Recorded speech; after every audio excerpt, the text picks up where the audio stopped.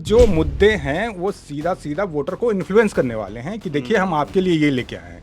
TMC सत्ता में है, उसके जो 10 जो वादे हैं, प्रतिज्ञाएं ममता दीदी के, वो ऑलरेडी सरकार में चल रही हैं। अच्छा। जैसे लक्ष्मी भंडार, वो 1000 रुपये पहले से दे रही हैं, दलितों को 1200 रुपये दे रही हैं।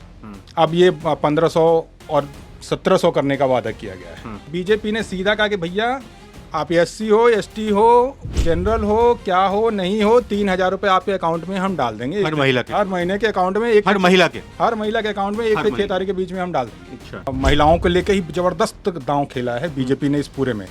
जैसे कुछ हाईलाइट और मैं आपको बताऊं कि जितनी महिलाएं हैं जो भी, उनके लिए फ्री बस सर्विस, यात्रा महिलाओं के लिए फ्री, मुफ्त मुफ्त मतलब रक्षाबंधन, भैया दूज नहीं, 365 दिन 365 दिन मुफ्त। कहा है कि 75 लाख हम लखपति दीदी बनाएंगे, जो मध्य प्रदेश में कई जगह पे सरकारी योजना लागू है।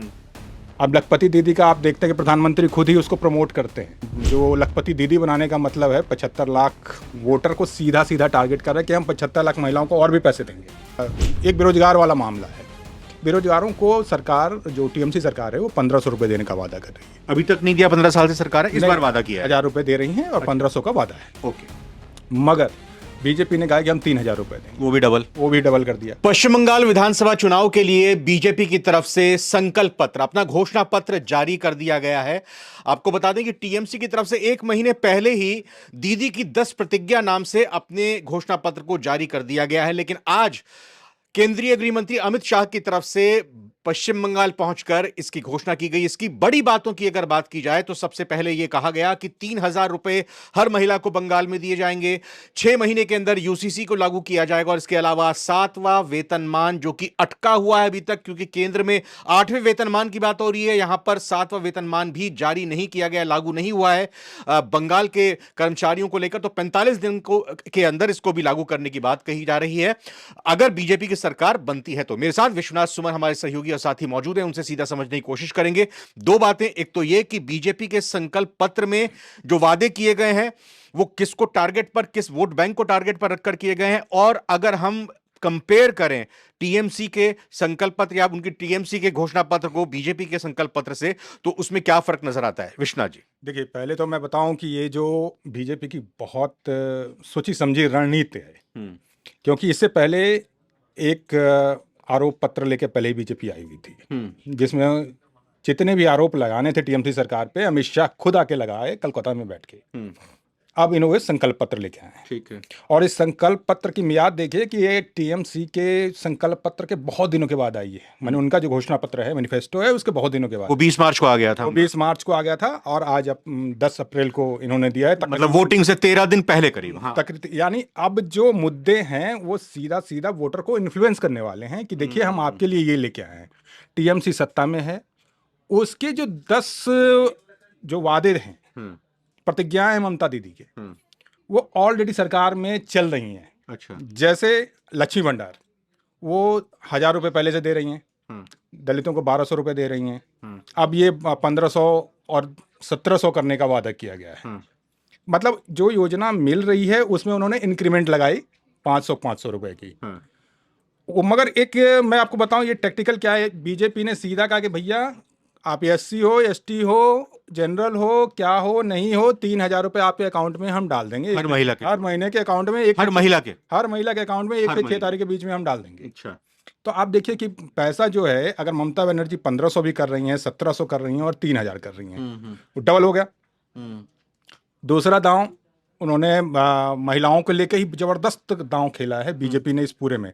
जैसे कुछ हाईलाइट और मैं आपको बताऊं कि जितनी महिलाएं हैं जो भी, उनके लिए फ्री बस सर्विस, जितने भी महिलाएं हैं उनको जो उनके लिए थाने, हर एक मंडल में थानों की घोषणा की गई है। महिला सुरक्षा बड़ा मुद्दा है, महिला सुरक्षा बड़ा मुद्दा है, लेकिन इससे भी बड़ी बात तो आपने ये बात बताई कि हाँ, महिला सुरक्षा सबसे बड़ा मुद्दा है। यात्रा महिलाओं के लिए फ्री, मुफ्त मतलब रक्षाबंधन, भैया दूज नहीं, 365 दिन मुफ्त।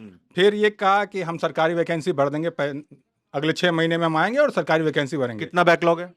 बैकलॉग तकरीबन वहां पे 2-3 लाख का है। ठीक है, उसको और देंगे। सबसे बड़ी महिलाओं के लिए बता रहा हूं मैं, 33% महिलाओं को रिजर्वेशन देंगे नौकरी में। उस बैकलॉग में, उस बैकलॉग में जो भी वैकेंसी हाँ, आएगी, हाँ, अब 33% रिजर्वेशन महिलाओं का हो गया। सरकार कर, उन्होंने कहा कि अगर हम आएंगे तो करेंगे। हाँ, संदेश खाली और इस तरह की जो घटनाएं हुई हैं आरजीकर का, कि इनके लिए हम एक जुडिशियल बॉडी अपॉइंट करेंगे, महिला जज होंगी, हाई कोर्ट की रिटायर्ड जज होंगी, वो पूरे मामले को जांच करेंगी।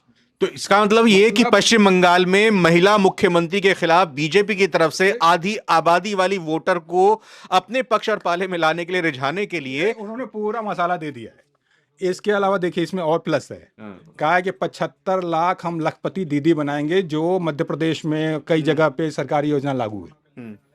अब लखपति दीदी का आप देखते हैं कि प्रधानमंत्री खुद ही उसको प्रमोट करते हैं। और 75 लाख जो लखपति दीदी बनाने का मतलब है, 75 लाख वोटर को सीधा सीधा टारगेट कर रहा है कि हम 75 लाख महिलाओं को और भी पैसे देंगे।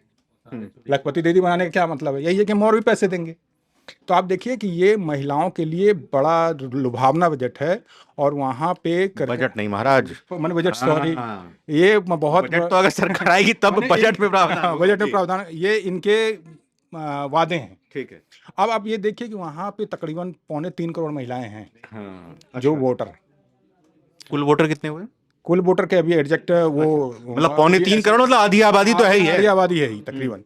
तो आप देखिए कि सीधा टारगेट उन्होंने महिलाओं को कर दिया है कि भैया आप मेरी सरकार बनाओ, हम कैश भी देंगे, सिक्योरिटी भी देंगे, नौकरी भी देंगे, सुरक्षा भी देंगे। अच्छा, इसमें मैं एक बात जोड़ता हूं कि भाई अभी किसानों और युवाओं को लेकर क्या कुछ कहा गया है, दिया गया है, उनकी बात करेंगे। 15,000 किसानों को देने की बात टीएमसी ने की है, ममता बनर्जी ने की है, 1 साल के अंदर युवाओं को लेकर बात की है। लेकिन मैं इस पर आ रहा हूं, देखिए जब वोट डालने के लिए जाएंगे, देखिए ऐसी चीजें आज की तारीख में हो चुकी हैं कि अब आज की महिलाएं सजग हैं, सब समझती हैं। उनके घर में अगर पुरुष कह देंगे कि भैया यहां वोट डालना है, तो वो नहीं डालेंगी। अब ये एक ऐसी मानसिकता, मतलब इन 13 दिनों के अंदर ये सब चलेगा महिलाओं के अंदर कि भाई जो मेरे पति कह रहे हैं या जो कहते आए हैं, जो मैं करती आई, उस हिसाब से करूं। मैं बताऊं कि देखिए अब सीधी लड़ाई ये है कि ममता दीदी के माने अगर बिना निस्वार्थ होकर इधर उधर वाले मुद्दों को, अगर गंभीर मुद्दों पे अगर हम न जाएं, तो सीधा ये सोचे कि ममता दीदी 1,000 रुपए दे रही हैं, जीतेंगी तो 1,500 रुपए देंगी, एक जो SC ST तबके की महिलाएं हैं उनको 1,700 रुपए देंगी।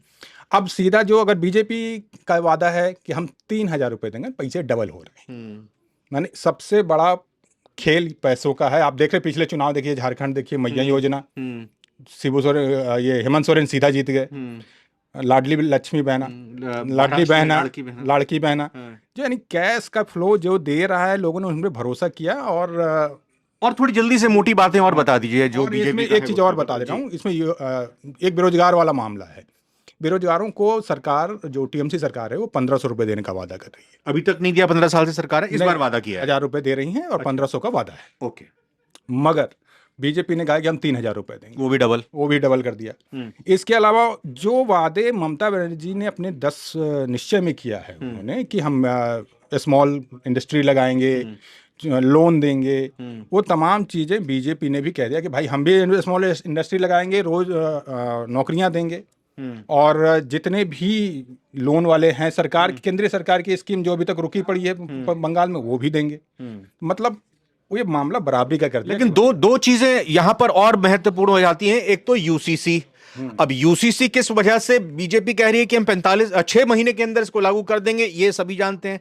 और दूसरा टारगेट बीजेपी का इस लिहाज से भी यहां जरूरी हो जाता है कि यूसीसी के साथ ही उन्होंने ये कह दिया है कि भाई हम सरकारी कर्मचारियों, जैसा आपने इसका जिक्र किया, उनको भी लें। ये यूसीसी कितना इंपॉर्टेंट, हाँ मेरे को ध्यान आ गया, BSF यानी जो बॉर्डर सटा हुआ है बंगाल से, आपका जो बॉर्डर लगा हुआ है नेपाल से, खास तौर पर, विशेष तौर पर तो बांग्लादेश की बात हो गई, तो वहां पर जमीन दी जाएगी। मतलब राज्य, अब बीजेपी यही आरोप लगाती रहेगी, यानी कि राष्ट्रीयता का मुद्दा और एक धार्मिक मुद्दा। देखिए इसमें एक चीज और उन्होंने जोड़ा, अमित शाह ने आज अपने संकल्प पत्र में एक चीज और जोड़ा। इसमें कहा कि पश्चिम बंगाल से गौ की तस्करी होती है बांग्लादेश, जहां पे आप, पुराना आरोप है वैसे, कि चमड़े के लिए यहाँ से ये गोवंश को लेके जाया जाता है और काटा जाता है। उन्होंने कहा कि हम उस बॉर्डर को भी बंद करने की कोशिश करेंगे जहां से मवेशियों की, पशुओं की, गौ की तस्करी होती है। मतलब गौ मुद्दा भी इन्होंने कायदे से, हिंदुत्व वाला भी थोड़ा थोड़ा, वो यूसीसी भी ले आए, और ये बॉर्डर के बहाने हिंदुत्व भी देखे, हम गाय को बचाएंगे।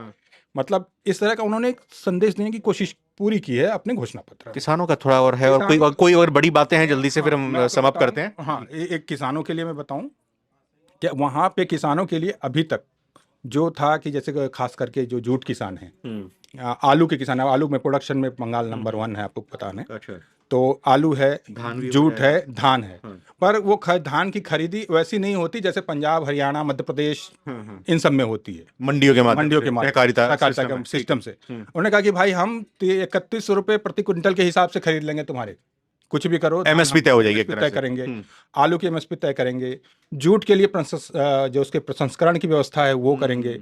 और ये जो चीजें हैं, चाय बागान का मुद्दा उन्होंने जोड़ दिया है कि चाय बागान को भी हम पुनर्जीवित करेंगे और चाय के भी मूल्य निर्धारित करेंगे जैसे असम में मेरे करें। को ये बता दीजिए, क्या आपको लग रहा है कि अब ममता बनर्जी का ये आज के बीजेपी के संकल्प पत्र, घोषणा पत्र के बाद घोषणा पत्र पार्ट 2 तो नहीं आएगा?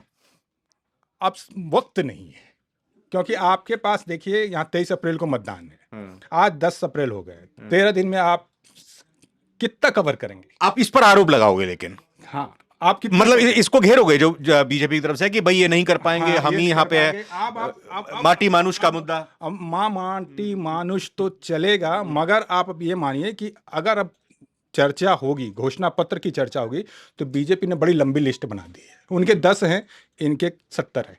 हाँ, लेकिन सबसे बड़ी विडंबना तो यही है ना कि बाध्यता नहीं है, बाध्यता नहीं है कि अगर आपने कोई घोषणा पत्र की है तो उसको पूरा कर लीजिए। और यही तो सवाल यहां पर उठते हैं कि भाई जो पार्टी चुनकर आती है और घोषणा पत्र में वादे करती है, अगर वो पूरे नहीं कर पाती है तो फिर देखिए, मैं एक चीज लोकतंत्र में ये इस चीज की कमी है। आप ये चुनावों को देखें, 100 मुद्दों की घोषणा नहीं होती, पर आज के डेट में जो कैश स्कीम है उसकी चर्चा होती है और लागू भी होता है, और वो लागू भी होता है कि हम कैश दे रहे हैं।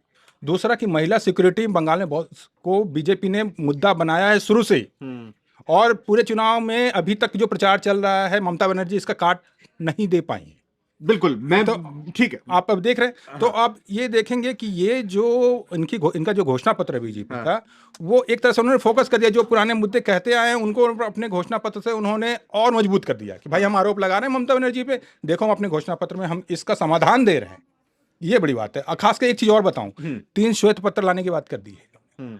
एक श्वेत पत्र कानून व्यवस्था पे है, एक महिलाओं को लेकर के है, लॉ एंड ऑर्डर को लेकर के। वो तो बहुत ज्यादा टेक्निकल, मैं बता रहा हूँ, मगर श्वेत पत्र लाने की बात भी कहना ये बहुत बड़ी बात हो जाती है कि आप लॉ एंड ऑर्डर के मुद्दे पे भी घेर रहे हैं। और मतलब बीजेपी जिन जिन मुद्दों पे बात कर रही थी अभी पिछले महीने दिन से, उसको उन्होंने अपने घोषणा पत्र में मजबूती से रख दिया। लेकिन मैं यहीं पर अपने व्यूअर्स से जानना चाहूंगा, समझना चाहूंगा, बीजेपी और टीएमसी के दोनों के ही जो ये घोषणा पत्र आए हैं, उसमें किसके घोषणा पत्र की कौन सी बात आपको बेहतर लगी है? और सबसे बड़ा सवाल ये कि जब आज की तारीख में लोकतंत्र में ये बात होती है कि रेवड़ी बांटने की और इस तरह की रिझाने के लिए कैश का लोभ देना, लालच देना वोटर को, क्या सही है? या फिर ये सही है कि अगर सरकार कमाई जनता से ही कर रही है तो जनता को वापस लौटा रही है, तो इसमें क्या बुराई है? कमेंट करके आप अपनी राय जरूर दीजिएगा। बहुत बहुत धन्यवाद विश्वनाथ जी, आपका हमारे साथ जुड़ने के लिए।